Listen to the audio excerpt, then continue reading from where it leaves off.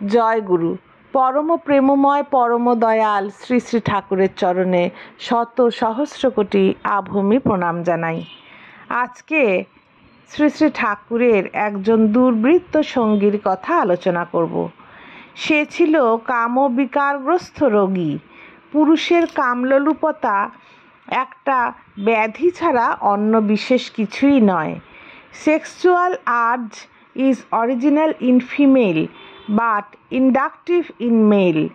যৌন ক্ষুধা নারীর মধ্যেই মৌলিক। নারীর প্রেরণাই পুরুষের ভিতরে তার উদ্বোধন ঘটায়। নারী হতে চায় মাতৃ, তাই নারীর ভেতর থেকেই আসে যৌন ক্ষুধা। নারীমুখী পুরুষ নারীর কাছে সবসময় ঘৃণার পাত্র। আসঙ্গ লিপ্সার দ্বারা প্রণোদিত হয়ে পুরুষ যখন নারীর কাছে আত্মদান করতে চায়, প্রকৃতি তখন তাকে ধিক্কার দেয়। ওই পুরুষ সৃষ্টির কলঙ্ক। Offer of himself by a man to a woman is the sole disqualification to be a husband. সেটাই হলো প্রকৃতির ঘোষণা। যখন একটা জাতির মধ্যে অধিকাংশই বা বহু পুরুষই মেয়েবাজ হয়ে ওঠে, তখন সেই জাতির আর দুর্গতির সীমা থাকে না।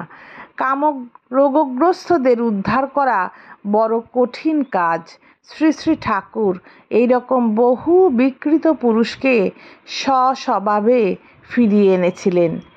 ওই কাহিনীগুলো বড়ই বিচিত্র ও রহস্যময়। এরকমই একটি কাহিনীর কথা আজ বলছি। যার কথা বলছি সেই দুর্বৃত্তটি কাম লালসা পরিতৃপ্তির উদ্দেশ্যে এদিকে ওদিকে ঘুরে বেড়ায়। নানা চেষ্টা করেও সে সফল হতে পারে না। সে মহিলা মেয়েদের বশ করতে চায়, কিন্তু বল প্রয়োগ থেকে আরম্ভ করে তাবিজ কবজ ব্যবহার করা অবধি সর্বপ্রকার চেষ্টা করার শেষেও সে এক প্রকার হতাশায় রয়ে গেছে। সে দেখল শ্রী শ্রী ঠাকুর অনুকূলচন্দ্রর অসাধ্য সাধন করতে পারেন। যে সব রোগীকে কলকাতার ডাক্তাররা ভালো করতে পারেননি, তেমন রোগীকেও তিনি ভালো করে তোলেন। যে লোককে পুলিশ জব্দ করতে পারেনি, সেরকম লোকও তার কথায় ওঠা বসা করে। দুর্দান্ত মদখোরও তার এক কথায় মদ ছেড়ে দেয়। সে ভেবেচিন্তে ঠিক করেছে তার সাহায্য নেওয়া ছাড়া আর উপায় নেই। উপায় স্থির করে সে তাকে গিয়ে ধরল এবং খুব পীড়াপিড়ি করতে লাগলো। তার পেছন আর ছাড়েই না। ওকে নাকি একটু সুবিধা করে দিতে হবে, দুই একটি মেয়ে ছেলের মন একটু ওর দিকে টানতে হবে। বন্ধু হিসাবে তার কাছ থেকে সে এইটুকু আশা করতেই নাকি পারে। কোনো মতেই ওকে বিরত করতে না পেরে তিনি একদিন ওকে বললেন, মেয়ে ছেলেদের বশ করার মন্ত্র আছে। আমি অবশ্য একটা সিদ্ধি মন্ত্র জানি। তার শক্তি অব্যর্থ। প্রয়োজন হলে তার ক্রিয়া তোমাকে চোখের সামনে দেখিয়ে দিতে পারি। এই কথা শুনে ওর প্রাণে একটু আশার সঞ্চার হলো, কিন্তু সে মন্ত্রের তেজ পরীক্ষা করে নিতে চায়। ওকে নাকি একটা ঘটনা হাতে কলমে দেখাতে হবে। একটি মেয়ে ছেলেকে বশ করা চাই। তখন বিকেল নেমেছে। পদ্মার ঘাট থেকে কলসি কাখে জল নিয়ে যাচ্ছে মহিলারা। একটি মহিলাকে দেখে তিনি ওই মেয়েবাজকে বললেন, মন্ত্রের শক্তি দেখতে চাও নাকি? একটু দূরে দাঁড়িয়ে লক্ষ্য করতে থাকো। সে উদ্গ্রীব হয়ে লক্ষ্য করতে লাগলো তার ওস্তাদি। কোনো দ্বিধা নেই, কোনো সংকোচ নেই। তিনি সরাসরি নদীর ঘাটে গিয়ে এক যুবতী মহিলাকে মা ও মা বলে ডাকলেন। তার সত্তা থেকে নির্গত মা ডাকটি মহিলাটির হৃদয়ে অপূর্ব মাতৃভাব জাগ্রত করে দিল।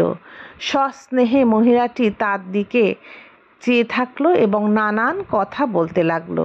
শেষে ওই মহিলা অনুকূলচন্দ্রকে তার নিজের সাথে নিজের বাড়ি যেতে খুব পীড়াপিড়ি করতে লাগলো। মুখটা একেবারে শুকিয়ে গেছে। খিদে পেয়েছে বোধহয়।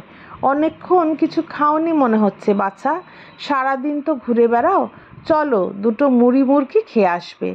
মহিলাটির সঙ্গে কথা বলতে বলতে এগিয়ে গেলেন শ্রী শ্রী ঠাকুর। দুর্বৃত্তটি তার কাণ্ডগুলি দূর থেকে লক্ষ্য করছিল। সে দেখল সর্বনাশ, এই মন্ত্রের তেজ তো ভয়ঙ্কর, হাতে হাতে ফল। তিনি নিজে যা বলেছিলেন তার থেকেও উগ্র এই মন্ত্র। এই মন্ত্র শিখতেই হবে। তাকে হাতে পায়ে ধরে হলেও রাজি করতে হবে, নইলে এই জীবনটাই বৃথা। তিনি ওই মহিলার বাড়িতে ঘণ্টাখানেক থেকে খেয়ে দিয়ে ওই দুর্বৃত্তের কাছে এলেন। তাকে দেখেই সে দৌড়ে কাছে এসে পায়ে একেবারে লম্বা হয়ে পড়ল। ওকে মন্ত্রটা শিখিয়ে দিতেই হবে। ক্ষেত্র বুঝে যখন যেখানে প্রয়োগ করতে হবে সেই কাজ সে নিজেই করতে পারবে।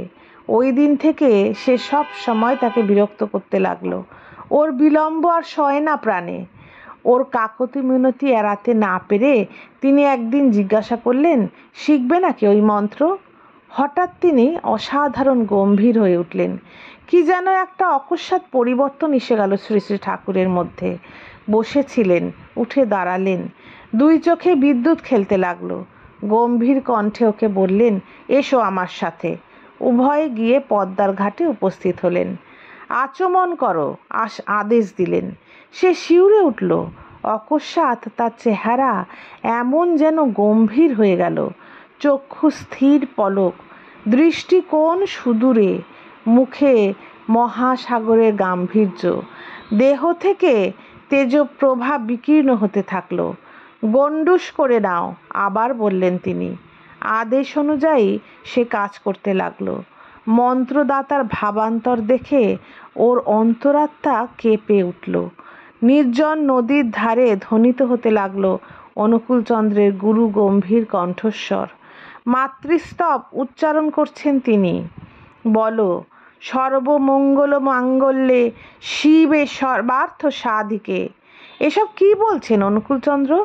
প্রবৃত্তির বন্ধন যে শিথিল হয়ে যাচ্ছে, স্নায়ুকেন্দ্র দেখে অভিভূত হয়ে পড়ছে, প্রতিবাদ করার শক্তিও যে লুপ্ত। ওর শরীর রোমাঞ্চিত হয়ে উঠল। বলো, শরণ্যে ত্রম্বিক গৌরী নারায়ণী নমস্তুতে। আমার এ কি হলো? কি করলেন অনুকূলচন্দ্র? চোখ থেকে খসে পড়েছে আমার চিরজন্মের অতি প্রিয় কাম দৃষ্টি। চোখের সামনে একই দৃশ্য ভেসে উঠেছে। ওই যে করাল দর্শনা মা কালী অসংখ্য লোল জিহ্বায় লেহন করতে শুরু করেছে আমার লালসার তাপ।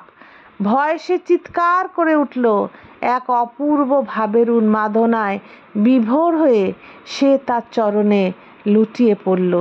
মনে মনে বাজতে লাগলো, সর্বমঙ্গল মাঙ্গল্যে শিবে সর্বার্থ সাধিকে শরণ্যে ত্রম্বিক গৌরী নারায়ণী নমস্তুতে।